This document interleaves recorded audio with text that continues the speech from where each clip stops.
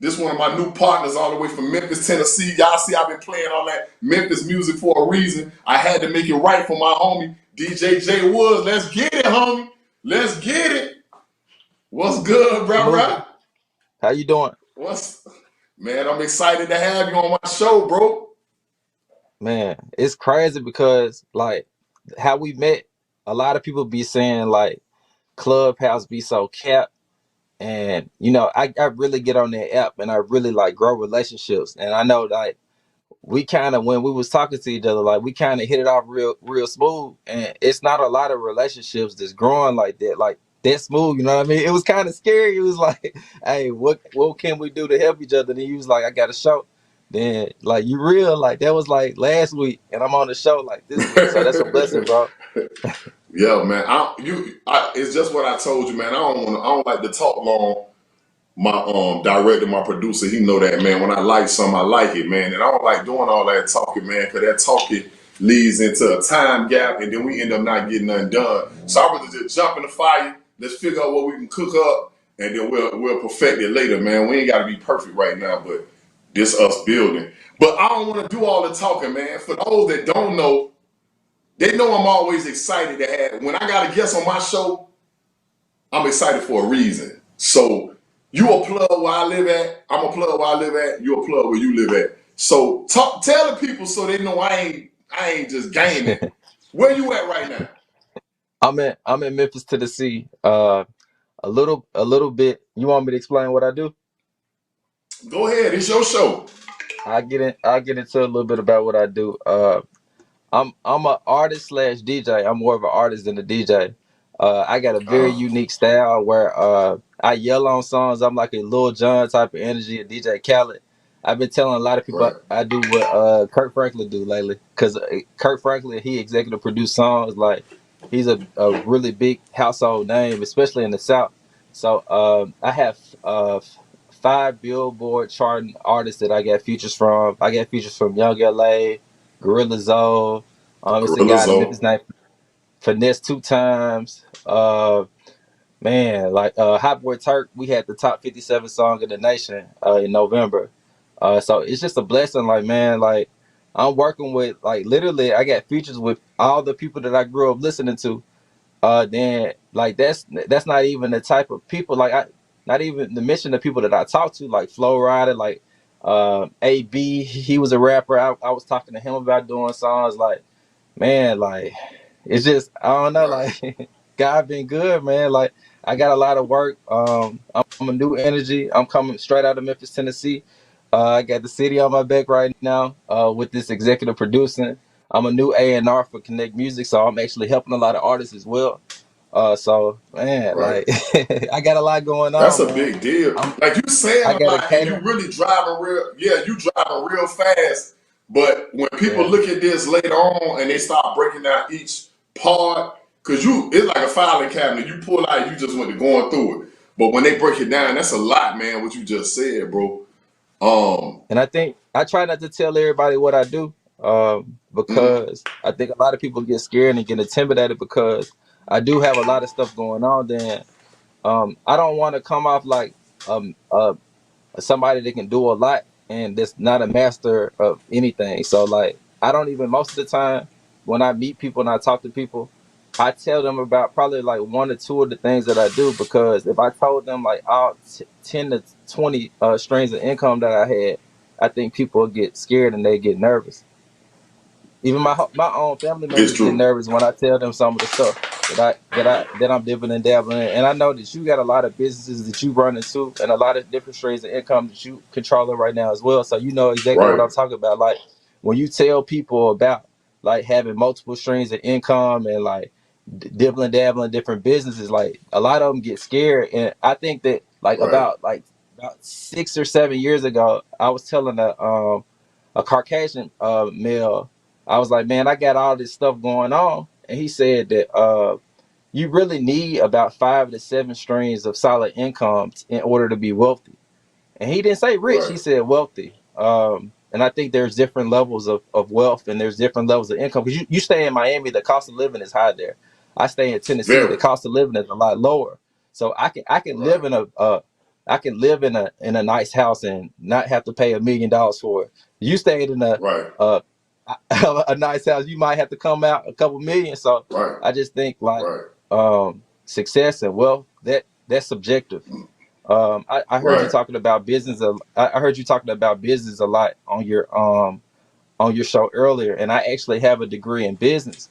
I don't throw that around. Mm. Like I don't try to get into doors with it because like with the music industry, they really don't care about that. A lot of the music industry, they want to see how street smart you are. Which I think that my degree, it actually helps me out a lot. I also have 13 years of sales experience. I don't know if you can see, I got a Verizon bag right there.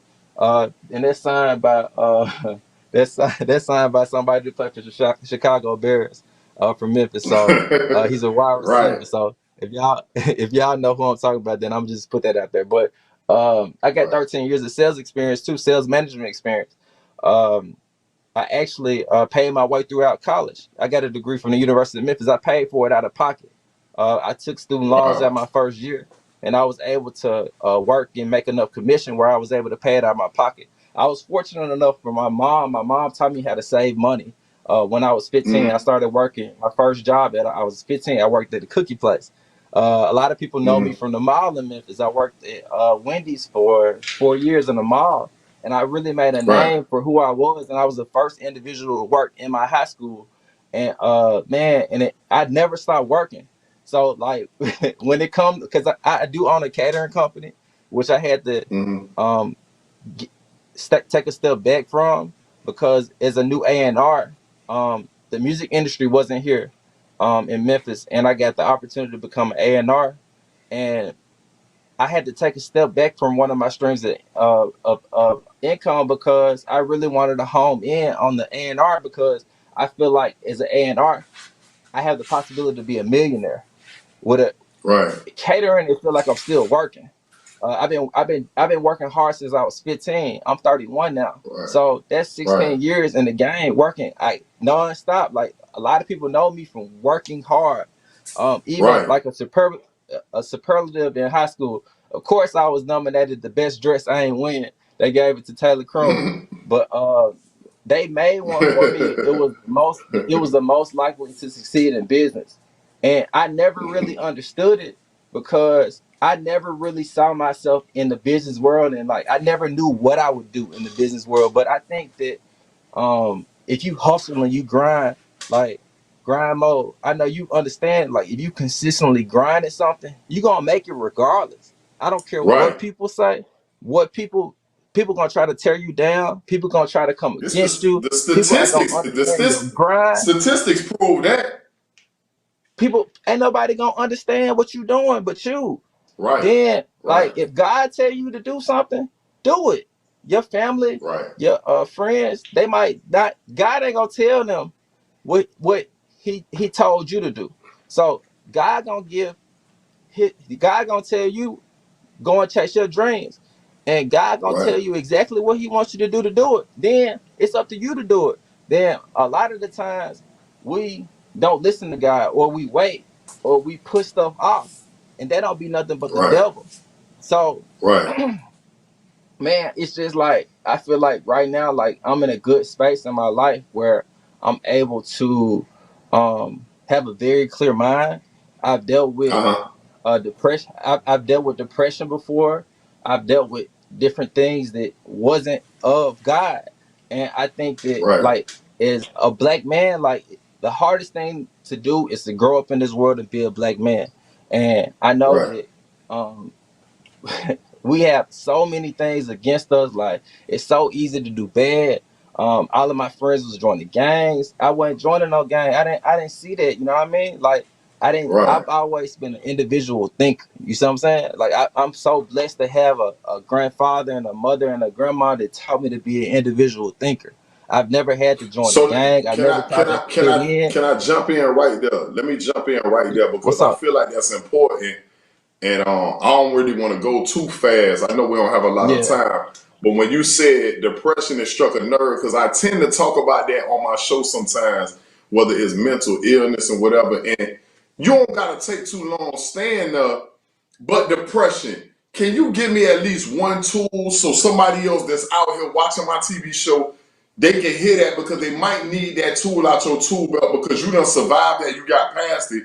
But what's a tool that you had to use to get past the depression part? All right. So I think the number one tool with me was to stop comparing my life to other people. I felt Uh, like a couple of years back, when I was depressed, I was comparing my life to somebody who I thought had it, who I thought I could be doing just as good as them. So right, the biggest thing for me was to eliminate what I thought success was, and I think that right, um, being able to get to the next level is different for everybody. So um, eliminate the word depression, eliminate the word failure, eliminate the word negative. I work in sales. Eliminate the word slow. Eliminate the word I can't get it. As long as you have only positive words in your vocabulary, then only thing that's gonna come is positive outcomes. That's right, the most important thing. Most of the time we put right, all of these negative things in the atmosphere, then we focus on the negative, or we let people right, tell us negative stuff and we start homing in on it. Man, don't let nobody tell you nothing negative. If it's negative, only pull the positive out of what people tell you. Cause you can't listen to everybody. People really be for themselves. So you gotta right. be for yourself sometimes too. You gotta learn how to love yourself first before you learn how to And love there's nothing anybody wrong else. with That's that. important. It's nothing wrong with that's what you're supposed to do. You're supposed to love God then love self. If you love those two Right, people, you can't go wrong. right. You gotta love yourself. Listen, we're gonna cut to some videos, man. You giving a lot of meat and potatoes, man. I'm loving it, bro. We're gonna go to some videos. We're gonna come back. Don't move. Tear the club up. Tear the club. Well, look here, let me tell you something. I miss that old juvenile. I miss them days too, man. Shout out to all my Memphis people tuned in right now. We still got the homie DJ Jay Woods on there, man. So we gonna cut to him. I know we don't have a lot of time, but we gonna make the best of it. You feel me? Hey, bro, how you feel watching some of them videos? I think what I was just talking to the producer about, because we was talking about like time. I feel like how fast time go because like Right, I remember Kid Shine. Y'all played Kid Shine and the old Yo Gotti like when they first started, and that's the reason why I decided to become a DJ. It was the old 36, the old Yo Gotti, just that sound like, man, it was so inspirational. Like, man, it made you, the 3-6 made you want to jump out the car, like when you was listening to it. right, Then the Gotti tone of his voice, like it just made you want to hustle. Like even if you didn't know what hustling right, was, like it make you want to hustle. So like, man, like the age that I'm at now, like when they was first coming out, I was like 10, 11. That's what I was telling the producer. But I picked up on it when I was like 15. Then there's a guy named Rock Dylan. He was actually dating my cousin. He had a big song in Memphis called "What's Your Favorite Color? Orange." And where you from, man? And he really put Orange Mound and Memphis on the map. He had a really big song right. back then. So like just being around that, and I was around him a whole lot. So I've always had a lot of music. You was talking about crates. I had a lot of Right, stuff on my computers. I grew up in a computer age, so I never right, had crates or albums. I never had that. I never really had CDs. My mama had CDs. My mama had tapes. I used to record on top of the tapes. My first actual CD having was um my I think my sister gave me Project Pat Mr. Don't Play. And that's one of the best albums ever right, created. You can look it up now. Project right, Pat Mr. Don't Play. I still use probably 70% of that album when I DJ. So like, man, right, like just being able to see where Memphis was then, and we never really got the recognition that we were supposed to get. And man, right, we got so much recognition and we not finna stop. It's not finna right. stop. You see what I'm saying? So, Like so in let me Miami, they ask ain't you even this. heard of me yet. What's up? Right, but let me ask you this because everybody, and I think me and you kind of chatted about this on Clubhouse, but I'm gonna ask you this in front of my viewers, because I got predominantly Florida and Miami with me, right? But Hmm. I hear the complaints, and you probably hear it from a different perspective because you're a DJ. But I hear the Hmm. complaints locally. Oh yeah, Miami don't show Miami love, and oh our DJs don't support. Is it the same way in Memphis, or is it different? This Or the same exact thing. But right, I think what it is if you grew up knowing somebody, they're not gonna support you as much as a person that's a complete stranger. I I had to say go through that. that myself. I had to go through that myself. I got a lot of artists that had to go through that, but you do have to technically get hot in your city before other cities are gonna respect you. So Mm, that could mean getting a big hit outside the city, but eventually you're right, gonna have to come in contact with your city in some kind of way. So what I've right. learned to do is not burn any bridges because I never Mm, know when I'm gonna need people. Then people probably didn't think they was gonna need me because when I first started 10 right, years ago, I was not good. And I done made it where I'm an A&R now, and I done made it where I can help artists, and I done made it where I've been doing this a long time, so I actually know what I'm talking about. So I right, think that I think that people have a very crab in a bucket type of mentality where they don't want to see the next man get bigger than them in their city. But if somebody else come, if 6ix9ine comes to their city, there's 6ix9ine, he got a tattoo on right, his right, face that right, says 6ix9ine. We gonna support that right, before the whole situation. But I think that man, we gotta embrace these artists coming up out of our city. People be right, scared to embrace R&B artists. Man, I just dropped like 4 or 5 R&B artists. I'm embracing these people because they don't have no platform with people embracing them. People telling them they gotta go and perform for them to be embraced. Now I'm finna right. put y'all music out there and embrace these people. You see what I'm saying? But So it's a far, as very far as your project is concerned, what do you feel like? Are you working on a mixtape, an album? Like as far as Jay Woods is concerned, what are you working on for you? I'm dropping a single on the 26th with Mm, Zed Zilla. He was signed with okay, CMG under your guy, and a guy called FastCash Jizzle. He's with the FastCash Boys. He was signed to Sony ATV.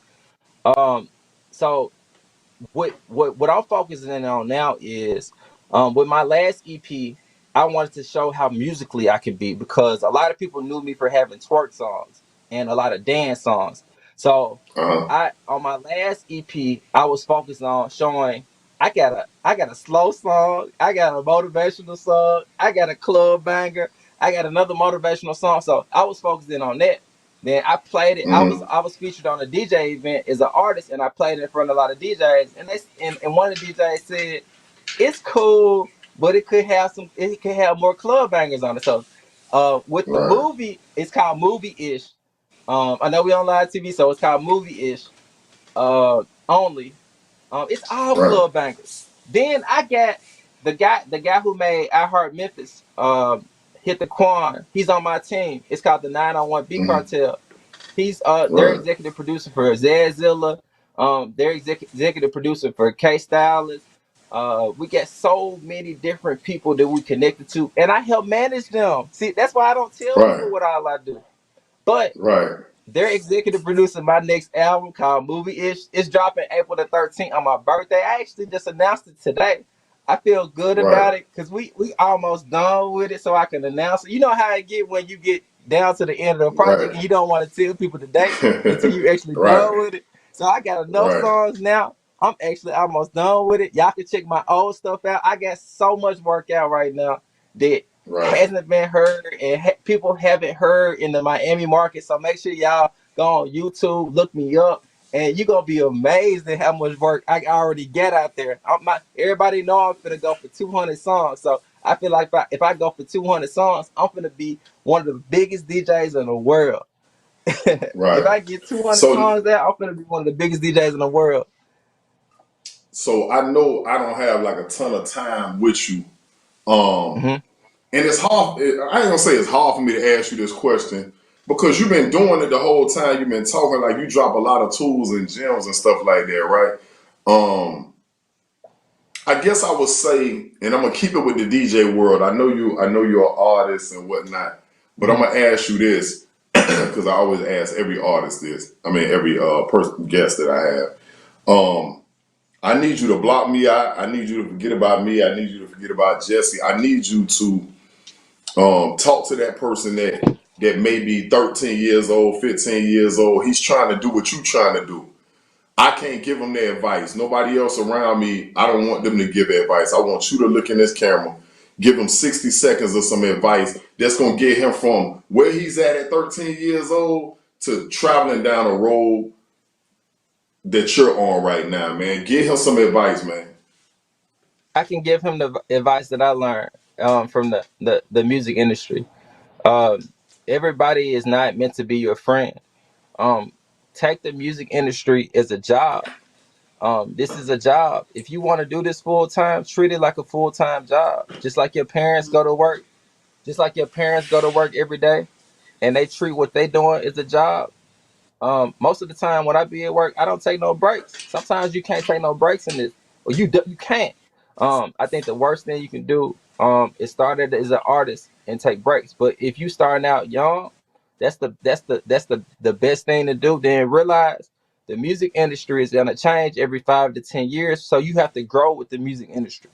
If you Mm, 13 in 10 years, the music industry gonna change. The music industry gonna change twice, uh 2 or 3 times. So you have to grow and keep evaluating your sound and keep growing your sound. Work with younger producers because you're gonna get older. Work with younger producers. Get younger features. Take advice. A lot of artists don't take advice from anybody. Learn how to be humble and take advice. Um, all advice isn't good advice.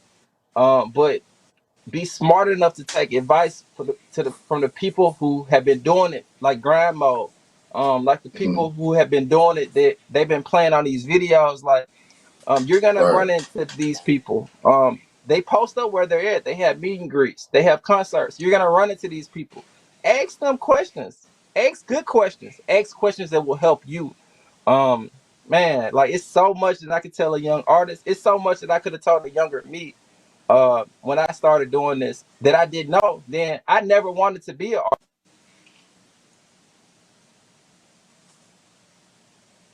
I never wanted to put out records. I never wanted to be an right. artist. So I just think that, man, like you just have to grow. Like you gotta let the industry grow you. Then have a solid foundation. Stick to your morals. A lot of these artists don't stick to their morals. And just as True. quick as you can blow up, you can fall down. Stick to your Right. morals. Stick to what your parents tell you. Like I said, be a learner. It's gonna come a time where you have to be a teacher, but be a learner. Like be willing to learn Right. and be able to take advice from everybody that you feel like you can gain advice from.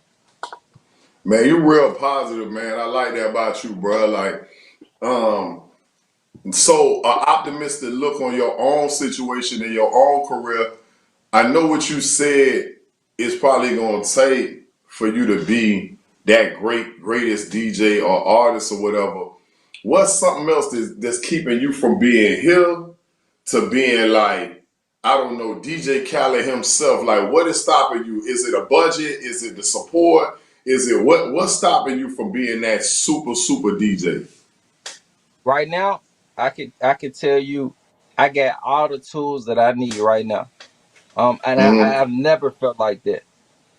And I think that's because I'm connected to a distribution company where I directly have a deal and they can put my music out. You got to think in November I was the top 57 artist in the nation independently. My songs was beating out most of Megan Thee Stallion songs on her album. My songs was beating out Eminem songs. So I've already made it further than I thought I was gonna make it. So to be Right. honest with you, If I don't make it to a DJ Khaled level or a Kirk Franklin level or a Little John level, I'm okay because I tried. You know what I mean? Then to Right. be honest with you, man, I done already made it further than a lot of people thought I was gonna make. And to be honest with you, I think people tuning in like, man, he's still going. Like he's still going. So Right. I think that, man, I don't have anything holding me back. If anything holds me back, it will be myself. And I'm not holding myself back. We pushing the button right now. You can see how I'm promoting myself, how I'm moving right now. We pushing, we right Right. now. It's up right now. That's what we doing. We moving right now. We living it right now. Actually, we are. We actually are. Jesse, what do you have in mind before we get up out of here and close out on this show, bro?